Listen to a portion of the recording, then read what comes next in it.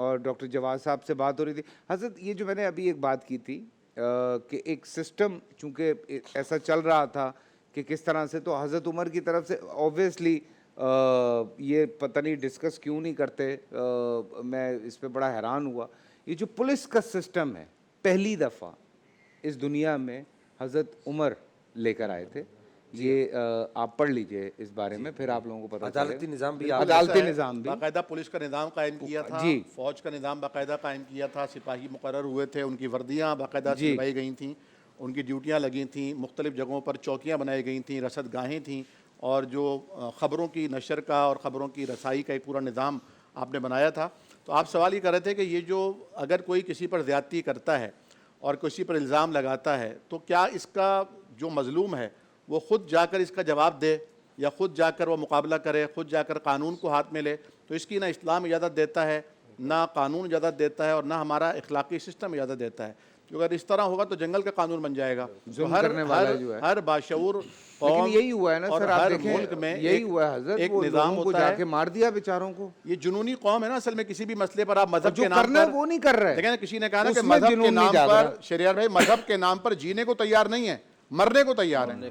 مارنے کو تیار, مارنے کو تیار ہے, مرنے کو تیار ہے, جہاں جا کے مرنا چاہیے وہاں پہ کچھ نہیں, وہاں پہ نہیں ہے, وہاں پہ ہوا نکل جاتی ہے. اور یہاں پر نبی کریم صلی اللہ علیہ وسلم کی ایک بہت ہی قیمتی حدیث آپ نے فرمایا, تم جانتے ہو مفلس کون ہے؟ تو صحابہ نے کہا وہ جس کے پاس درہم و دینار نہ ہو. فرمایا نہیں, قیامت کے دن کا مفلس وہ ہوگا جس کے پاس وہاں کی کرنسی, نیکیوں کے انبار لگے ہوں گے, لیکن وہ حقوق العباد میں کوتاہیوں کا ذمہ دار ہوگا. کوئی آئے گا کہے گا مجھے گالی دی تھی, کوئی آئے گا مجھے مارا تھا, کوئی آئے گا مجھ پہ الزام لگایا تھا, اور اس کے کھاتے سے نیکیاں لے لے کے ان کو دی جائیں گی. اس کے پاس کچھ نہیں بچے گا, حتیٰ کہ دعوے دار باقی ہوں گے, ان کے گناہ اس کے کھاتے میں ڈالے جائیں گے اور پھر جہنم میں ڈال دیے. مجھے تو کسی نے کہا یار وہ آپ کے بارے میں کبھی کبھی ایسے لوگ لکھ دیتے ہیں. میں نے کہا لکھنے دے یار, اچھی بات ہے, اگر کہیں مجھ سے کچھ غلطیاں اور گناہ ہوئے ہیں تو نکل رہے ہیں.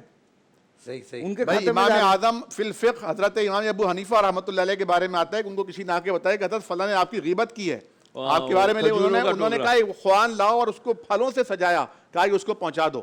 اس نے اپنی نیکیاں مجھے بھیجی ہیں, میں اپنا پھل اس کو بھیج دیتا ہوں. واہ واہ واہ واہ. سیدہ عائشہ کے پاس بھی ایک آدمی آیا, اس نے کہا فلاں آدمی فلاں فلاں فلاں فلاں صحابہ کو برا کہتا ہے. آپ نے فرمایا تو اچھا کرتا ہے, اللہ نے قرآن میں اپنے نبی کے صحابہ سے وعدہ کیا ہے کہ ان کے مقامات کو بڑھاتا رہے گا.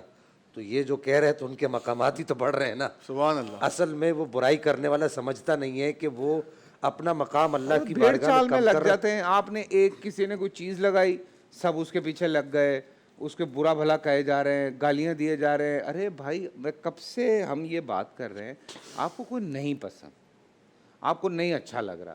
اچھا میں یہ بات مانتا ہوں, یہ بات ہم نے بھی پڑھی ہے کہ اگر ظلم کے خلاف آپ آواز نہیں اٹھا سکتے, ہاتھ نہیں اٹھا سکتے, زبان سے بولے, زبان سے نہیں بول سکتے, دل میں برا بولے,